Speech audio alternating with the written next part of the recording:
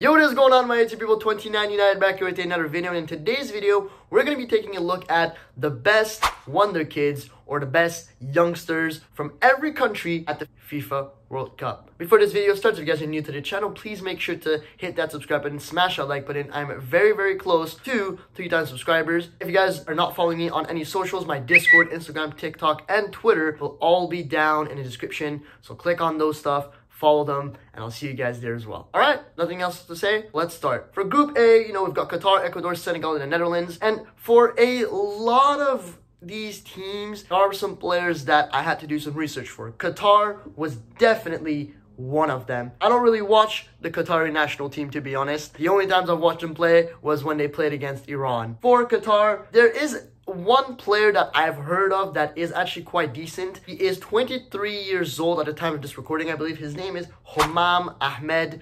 He's a pretty good player. I've seen a few clips of him. He's a quite nice player to watch, so maybe he'll do something at the World Cup. You never know. And the great stuff with this World Cup is it is a huge chance for youngsters to really show what they're made of. Kylian Mbappe is an example, and he really did provide people insight on just how good of a player he was. So that is for Qatar. Ecuador, I went with a little different one here, and I went with Pervis Estupiñán.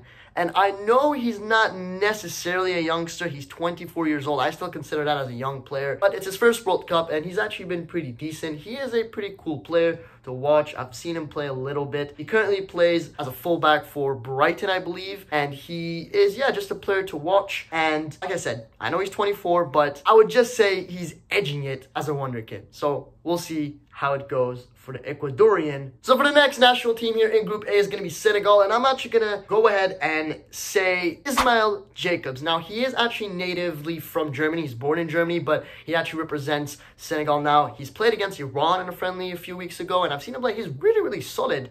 And yeah, he really did interest me, and maybe he'll do some wonders for the Senegalese national team. He currently plays for Monaco in Ligue 1 of France. So that is that. Ismail Jacobs, maybe, just maybe, he'll be a great star for the Senegalese national team. The next is going to be the Netherlands. Now, listen, there is so much talent in this Netherlands national team. Holland, a great footballing nation. In my honest opinion, I'm a Bayern fan, and I genuinely do think that title has to go to Ryan Gravenberch, but he hasn't been playing too much for Bayern Munich, and at this point, it's not even sure that he's going to get picked for the FIFA World Cup. I really do hope he does. I think he'll bring a lot to Holland, the national team, but if he doesn't get much game time at Bayern, I fail to see how Netherlands are going to pick him up, but hopefully he does get picked. Hopefully he does play. For me, I think he's the best wonder kid for the Netherlands at this current moment in time. For Group B now, a huge group.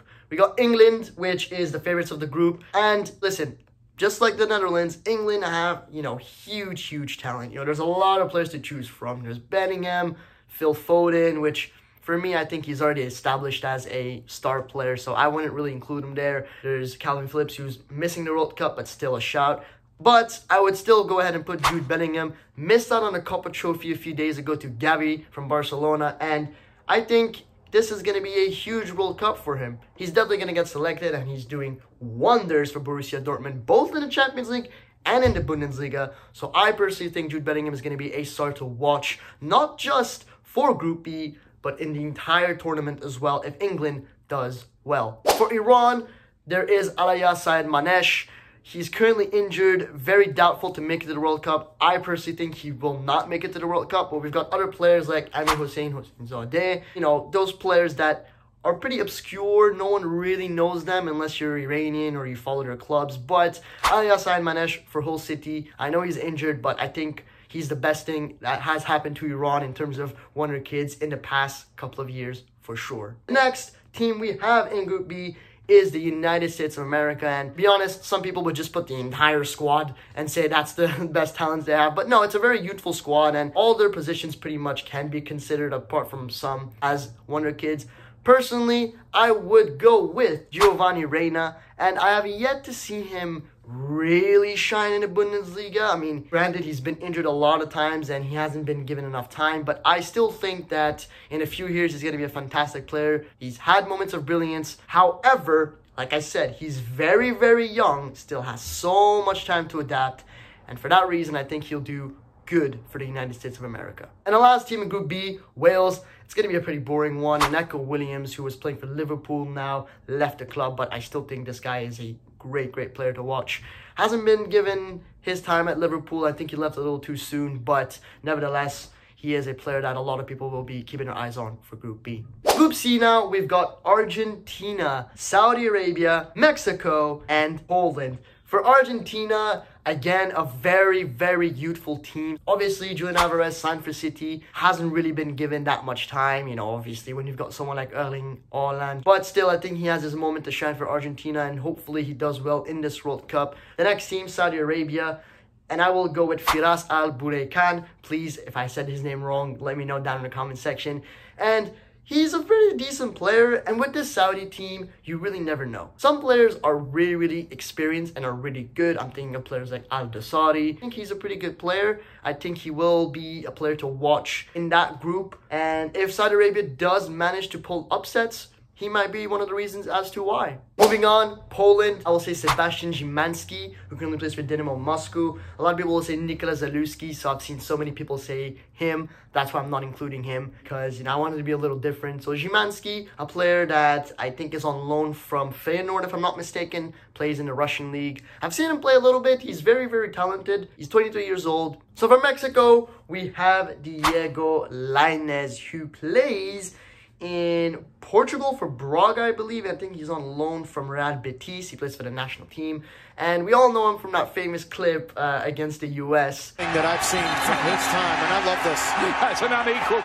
And yeah, he's a very talented player. I don't know much about him. I haven't seen him play that much, but from the looks of it, I think he can be very good for the Mexican national team. Moving on to Group D now, we've got France, Australia, Denmark, and Tunisia. Now, for France, it could be very easy for me, and I'm just going to say Kylian Mbappe or these type of players. I'm not, don't worry. Players that are a little bit more quote-unquote obscure. And I'm going to go with Aurélien Tchouameni. Now, I mean, people already know who he is. People know how good he is. The World Cup will be massive for him. I think then it will push him to play in Real Madrid for the next years to come. Moving on to Australia, we've got Denis Genro or Genro. I don't know how you say his name. He's 23 years old and don't know much about him. He's a player that I just pretty much researched a few hours ago, and from what I've seen, I think he's an alright player. He's decent, and like I said, these are the type of youngsters that you never really know until you watch them play. So if he does do well for the Australian national team, then maybe big clubs will pick him up, and that would be just a jumpstart to his career. Next, we got Denmark, and I will go with Mikel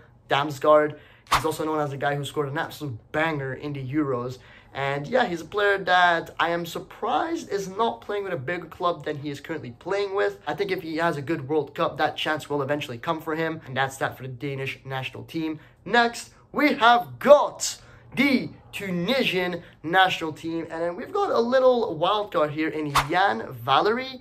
He is a player who plays for Southampton. He is a player that plays for the Liga team Angers. Yeah, he's a nice player to watch. I didn't know he was actually playing for the Tunisian national team until I looked him up. I personally think for him, it would be a good World Cup. Is really a player that Tunisia can use. Group E, we've got Spain, Germany, Costa Rica, and Japan. Starting off with Spain, a lot of people are going to put Pedri or Ansu Fati. I'm going to put Gavi. The winner of the Copa Trophy, to be honest, it's a little bit weird how he's won it. I don't think he deserves it, but again, people are entitled to their own opinions.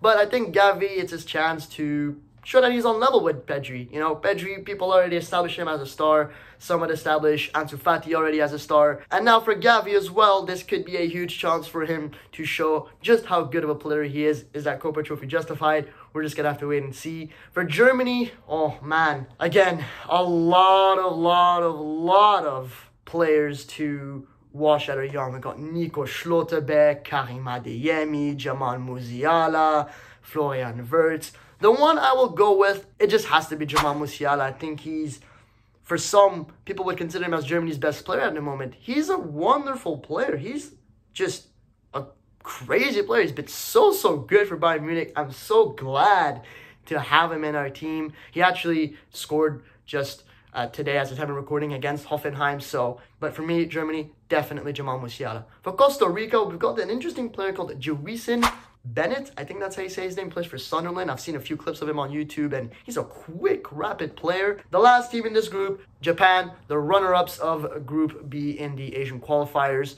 I'm going to go with Hiroki Ito, who plays for Stuttgart. I mean, listen, this guy has been fantastic. I watch the Bundesliga week in, week out. He is a good player. Even when he was in the Japanese league, he was a really good player. And he is a player that can cause problems for the other teams. 110%. Just listen to me. Watch him play, and you're going to see what I mean. Next up, in Group F, we have gotten Belgium, Canada, Morocco, and Croatia. Very, very interesting group. A very doable group for any of these nations, really. We're going to start with Belgium. I think the wonder kid that a lot of people have been talking about has just joined AC Milan recently. His name is Charles de Ketelaere, and he is a very interesting player to watch. Has been playing more forward than before at Club Brugge, and I'm excited to see how and where he's going to play at the World Cup. So we're just going to have to wait and see for that. For Canada, everyone's expecting me to say Alphonso Davies. I can assure you, it is not Alphonso Davies. I think that would be too boring. So, similar to Pedri for Spain, for example. I will actually go with Tajon Buchanan, who just, plays with Club Brugge and hasn't been able to fully display his talent at that Belgian team. However, for the Canadian national team, he's been fantastic. Go look him up, and I'm sure you guys will have the same opinion as me. So yeah, Buchanan is slowly starting to become one of my favorite players to watch. We're going to move on to Croatia here, and I'm going to tell you a name that might be very familiar to you guys. Josko Gvardiol. Currently plays for Leipzig, a very rapid, a very strong defender. And if I was Croatian, I would be blessed to have someone like him in the team. It's just someone you can rely on, and he's a player that I wanted at Bayern Munich a few seasons ago, but unfortunately it never happened. He is a player that will cause a lot of problems for the other nations attacking players. Last but not least, we got Morocco, and it's going to be Abde Ezal Zuli, who plays for Osasuna, currently on loan from Barcelona. Now, it's not a player that I've been watching a lot, but from what I've been told from Barca fans, they've been telling me that he's been very decent in the few games that he's played. So obviously it's going to be hard for him to crack in that Moroccan team, especially with players like Ziyech coming back. But if he does get that chance, he might do something just special. Moving on to Group G, Brazil, Serbia, Switzerland, and Cameroon. For Brazil, there's a lot of talent in that team. I will tell you that. For me personally, it's going to be Antony. Plays for Manchester United.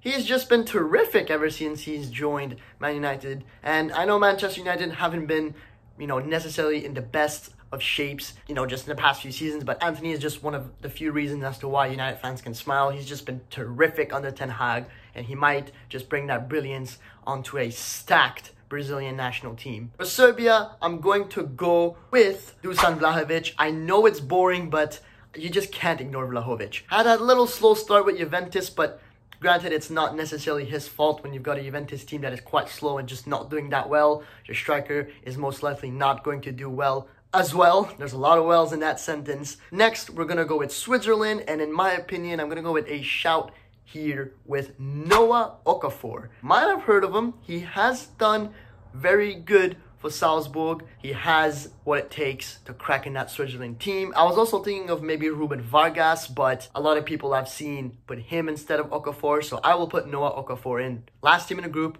we've got Cameroon, and for Cameroon, I'm going to go with Brian Mbeumo, who currently plays for Brentford. Not necessarily the most popular player per se, but I've seen him play for Brentford, and he is pretty talented. He does have pace, he's quite physical, and a player that can cause trouble. We're going to move on to the last group here. Group H, Portugal, Ghana, Uruguay, and Korea Republic, or South Korea. For Portugal, I think it's quite self-explanatory. It just has to be Rafael Leão. Rafael Leão has been insane for AC Milan, getting praise from everywhere around the world. A lot of teams are in for him. Chelsea is one of them. Next, Ghana, a player that recently switched allegiance from England to Ghana, Tariq Lamptey. He's also a player that I really wanted at Bayern. Never got the chance to get him, but oh boy am I excited to see him play for Ghana. Realistically, with the right back position spot at England, with the likes of Reece James, Alexander-Arnold, etc., Lamptey would unfortunately never have really gotten a chance. Maybe he would have played a few games, but for Ghana, he's pretty much going to be a regular starter from now on, and he's a player that I think Ghana can rely on. And what I like about him is that he's very, very rapid, and I think that he's going to be fantastic for Ghana at the World Cup. Next, we've got Uruguay, and it's a little bit of a boring one, but it's Darwin Núñez.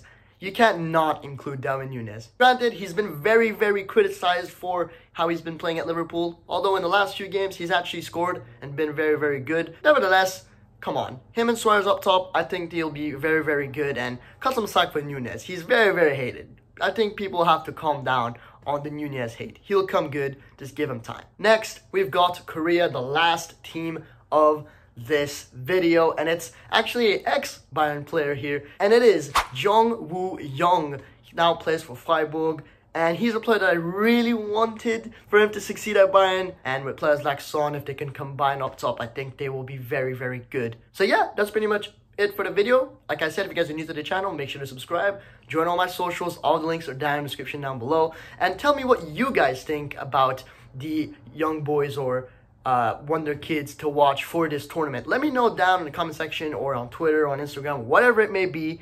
And with that being said, I'll see you guys in the next one.